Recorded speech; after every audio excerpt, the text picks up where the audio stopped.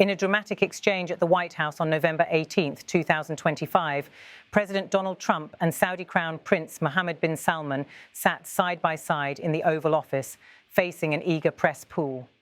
The moment, seemingly an opportunity for diplomatic dialogue, quickly turned heated.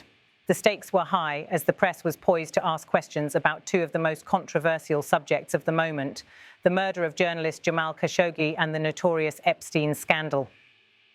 As the press conference began, ABC journalist Mary Bruce quickly posed a direct and confrontational question to the president.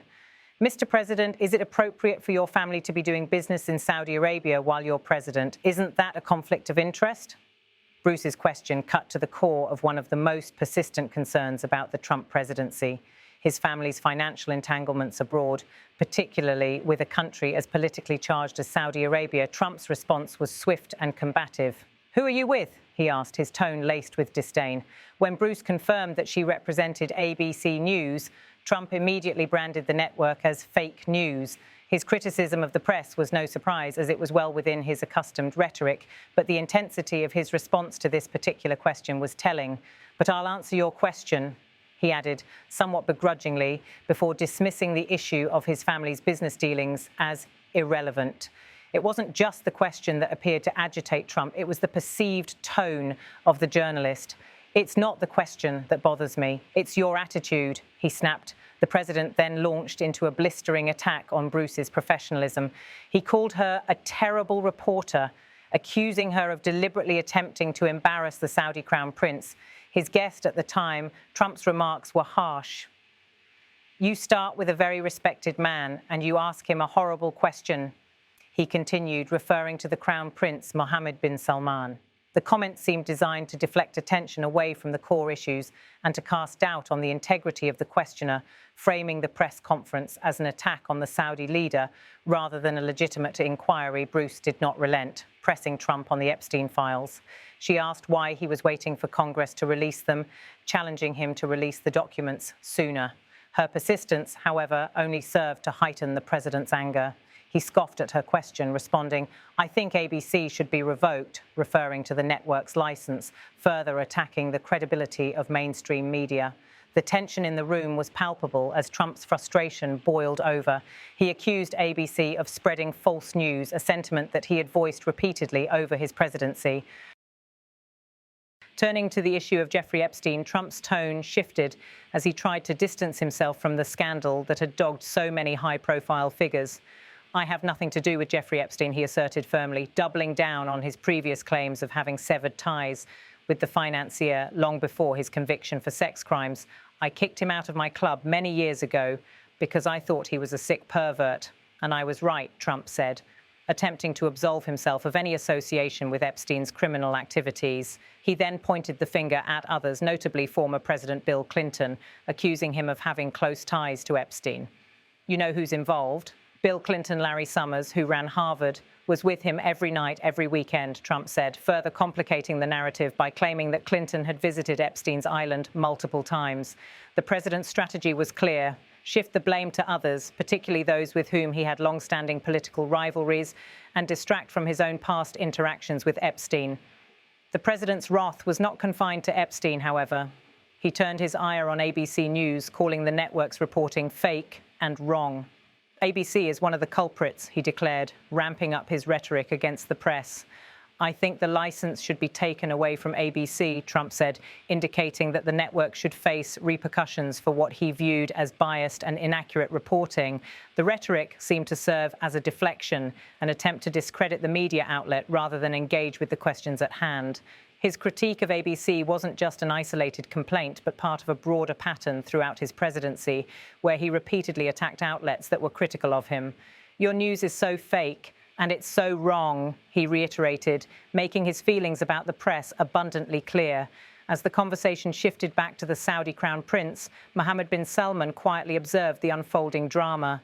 When the subject turned to economic opportunities, bin Salman made it clear that Saudi Arabia was pursuing its own interests, irrespective of any attempts to placate the United States or President Trump.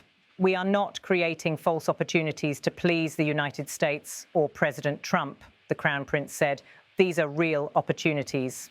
His statement reflected the growing economic ambitions of Saudi Arabia, particularly in technology and innovation. Saudi Arabia has a huge demand, a huge need for computing power, he explained. Bin Salman's remarks underscored the kingdom's increasing focus on technology as a key driver of its future economic strategy. Bin Salman's reference to Saudi Arabia's tech ambitions, particularly in the field of AI and semiconductors, also illustrated the broader shift in global economic dynamics. Saudi Arabia, historically reliant on oil revenues, was diversifying its investments and seeking to position itself as a major player in the global tech industry. We're going to spend, in the short term, around $50 billion consuming these semiconductors for our needs in Saudi Arabia, he noted. The Crown Prince's statement was not only a testament to Saudi Arabia's commitment to modernizing its economy, but also a clear message to the United States and the world that the kingdom was looking beyond oil and toward a future dominated by technology and innovation. The exchange between Trump, the journalist, and the Crown Prince painted a picture of two very different approaches to power. Trump defending his own record and attempting to shift the narrative to his advantage, and Bin Salman quietly asserting Saudi Arabia's growing influence in the global economy. As the press conference drew to a close, it was evident that the issues of Khashoggi's murder, Epstein's criminal activities, and the US-Saudi relationship were not going away anytime soon. The tension in the Oval Office was a reflection of the complex geopolitical realities that both leaders were navigating. The ramifications of these discussions would likely extend far beyond this one press conference, influencing diplomatic relations and the global political landscape for years to come. In the days following the event, media outlets would continue to dissect the implications of what had transpired in the Oval Office.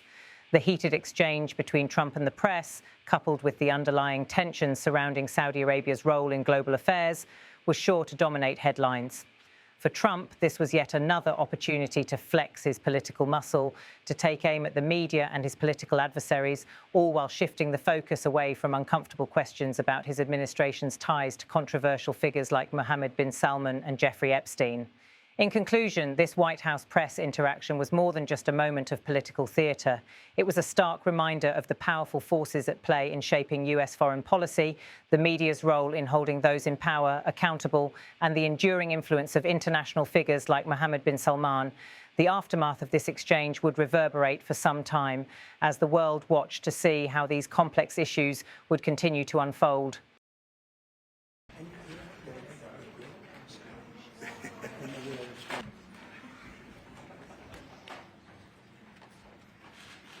Well, thank you very much, everybody.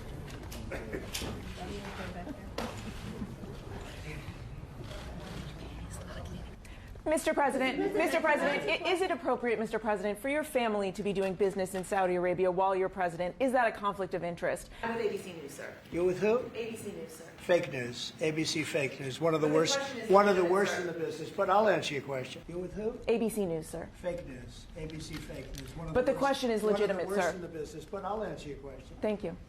Mr. President, why wait for Congress to release the Epstein files? Why not just do it now? You know, it's not the question that I mind. It's your attitude.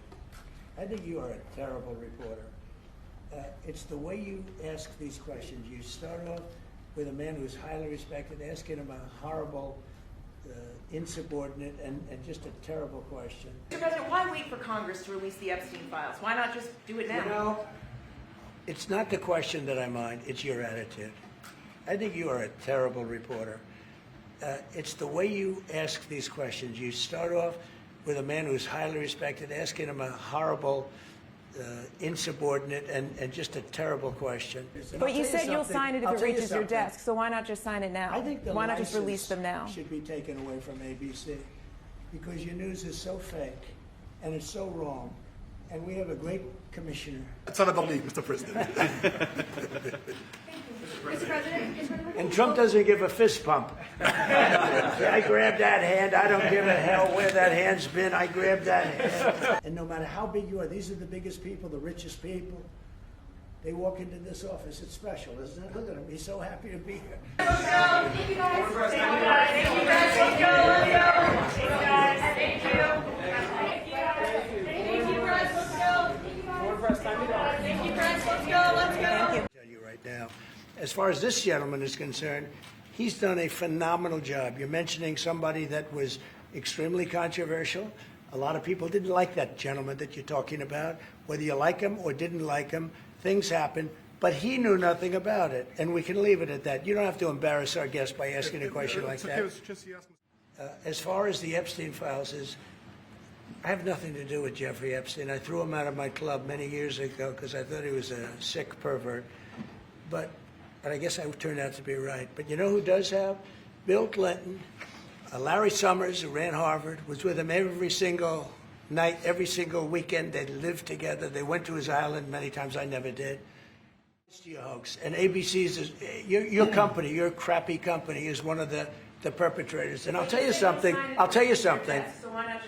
I think the license should be taken away from ABC because your news is so fake and it's so wrong.